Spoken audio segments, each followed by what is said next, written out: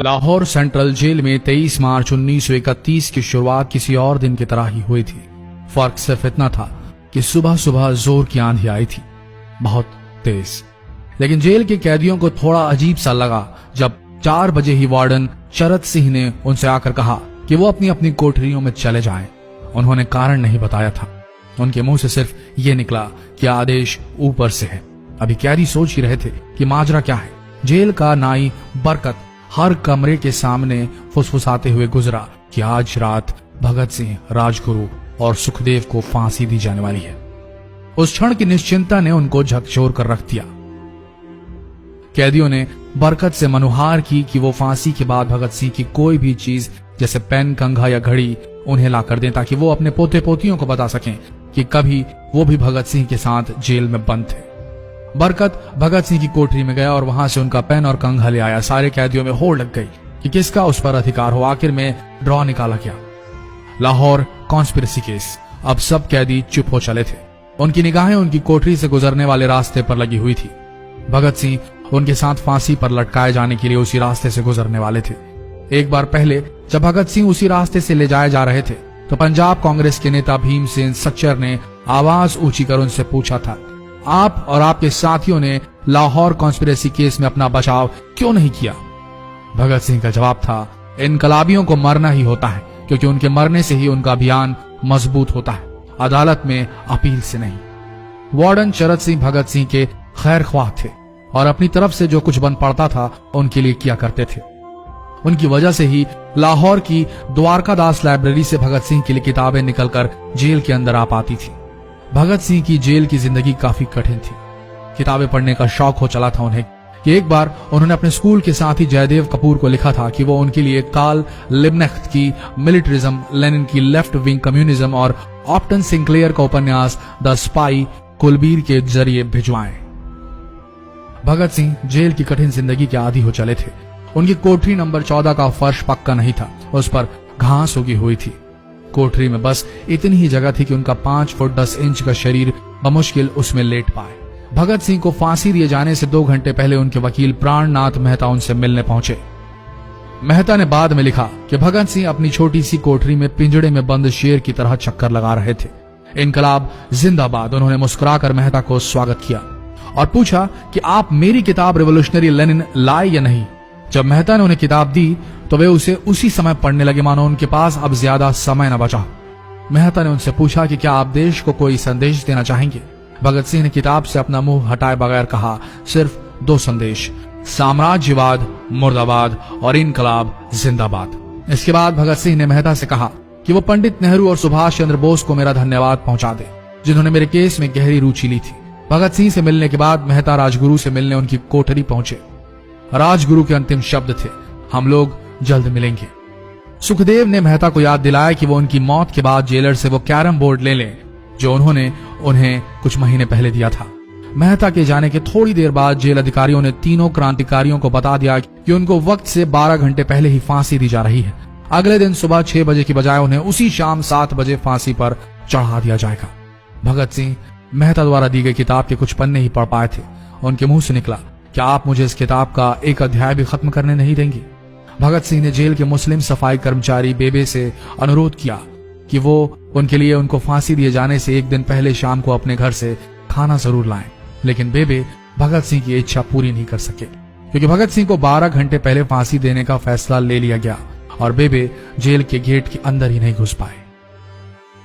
थोड़ी देर बाद तीनों क्रांतिकारियों को फांसी की तैयारी के लिए उनकी कोठरियों से बाहर निकाला गया। भगत सिंह, राजगुरु और सुखदेव ने अपने हाथ जोड़े और अपना प्रिय आजादी गीत गाने लगे। कभी वो दिन भी आएगा कि जब आजाद होंगे हम, ये अपनी ही जमीन होगी या अपना आसमान होगा। फिर इन तीनों का एक एक करके वजन लिया गया। सबके वजन बढ़ गए थे।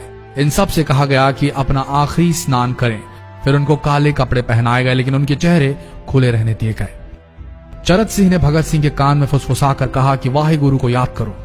फांसी का तख्ता भगत सिंह लिए बोले, पूरी जिंदगी मैंने ईश्वर को याद नहीं किया। असल में मैंने कई बार गरीबों के कलेश के लिए ईश्वर को कोसा भी है।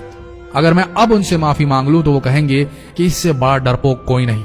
इसका अंत नजदीक आ रहा है, इसलिए ये माफी मांग रहा है। जैसे ही जेल की घड़ी ने 6 बजाया, कैदियों ने दूर से आती कुछ पद चांपें सुनी। उनके साथ भारी बूटों के जमीन पर पड़ने की आवाजें भी आ रही थी। साथ में एक गाने का भी दबा स्वर सुनाई दे रहा था। सरफरोशी की तमन्ना अब हमारे दिल में है। सभी को अचानक जोर जोर से इनकलाब जिंदाबाद और हिंदुस्तान आजाद हो के नारे सुनाई देने लगे। फांसी का तख्ता पुराना था, लेकिन फांसी देने वाला काफी तंदुरुस्त। फांसी देने के लिए मसीह जल्लाद को लाहौर के पास शाहदरा से बुलवाया गया था। भगत सिंह इन तीनों के बीच में खड़े थे। भगत सिंह अपनी मां को दिया गया वो वचन पूरा करना चाहते थे कि वो फांसी के तख्ते से इनकलाब जिंदाबाद का नारा लगाएंगे। लाहौर जिला कांग्रेस के सचिव पिंडी दास सोंधी का घर लाहौर सेंट्रल जेल से बिल्कुल लगा हुआ था। भगत सिंह ने इतनी जोर से इनकलाब जिंदाबाद का नारा लगाया कि उनकी आवाज सोंधी के घर तक सुनाई दी। उनकी आवाज सुनते ही जेल के दूसरे कैदी भी नारे लगाने लगे। तीनों युवा क्रांतिकारियों के गले में फांसी की रस्सी डाल दी गई, उनके हाथ और पैर बांध दिए गए। तभी जल्लाद ने पूछा, सबसे पहले कौन जाएगा? सुखदेव ने सबसे पहले फांसी पर लटकने की हामी भरी। जल्लाद ने एक एक कर रस्सियां खींची और उनके पैरों के नीचे लगे तख्तों को पैर मारकर हटा दिया। काफी देर तक उनके शव तख्तों से लटकते रहे। अंत में उन्हें नीचे उतारा गया और वहां मौजूद डॉक्टरों लेफ्टिनेंट कर्नल जे नेल्सन और लेफ्टिनेंट कर्नल NS सोंधी ने उन्हें मृत घोषित किया। एक जेल अधिकारी पर फांसी का इतना असर हुआ कि जब उससे कहा गया कि वो मृतकों की पहचान करें तो उसने ऐसा करने से इनकार कर दिया।